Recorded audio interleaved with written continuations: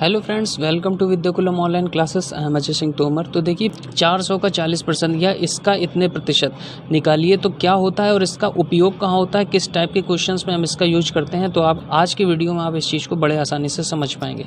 तो सबसे पहले तो आप ये समझ लीजिए, जब आपसे कहा जाए इसका इतने प्रतिशत निकालिए तो का मतलब क्या होता है। देखिए का यानी ऑफ इंग्लिश में होता है, इसका मतलब होता है गुणा, यानी जो गुणा होता है ना, इसी को मैथ में का बोलते हैं। ठीक है, तो जब आप इसको सॉल्व करिएगा तो इसको कैसे लिखेंगे, इसको ऐसे लिखेंगे। देखिए 400 और का मतलब मैंने क्या बताया, का मतलब अभी बताया गुणा, और 40 और प्रतिशत का साइन हटा करके बताया था पहले वीडियो में। प्रतिशत का साइन हटा के किससे भाग कर देते हैं, 100 से, क्योंकि ये 100 पर चीज़ें निकाली जाती हैं। अब देखिए इसको हल कैसे करते हैं। अगर 2 जीरो यहाँ काटिए, 1 जीरो 1 जीरो, 2 जीरो नीचे के काटिए तो 2 जीरो ऊपर के भी काटिए।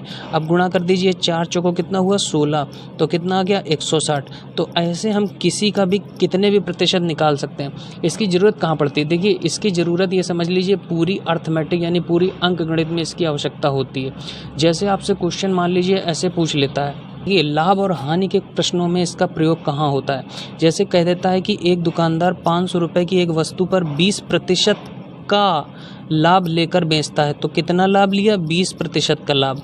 तो लाभ कितना हुआ, लाभ हुआ कितना, देखिए प्रतिशत में हुआ कि, अब देखिए ऐसे लिख लीजिए 20% का, 20% का लाभ हुआ है ना, और किस पर हुआ, 500 पर, तो 500 पर। तो देखिए वैसे ही बन गया ना 500 का 20%। तो देख लीजिए ये 20 और प्रतिशत हटाकर किससे भाग कर देते हैं, 100 से, और का मतलब क्या होता है, गुणा, और ये लिख दिया 500। अब देखिए नीचे के 2 जीरो से ऊपर के 2 जीरो कट गए, तो 5 दूनी कितना आ गया 10, तो ये कितना हो गया 100 रुपये।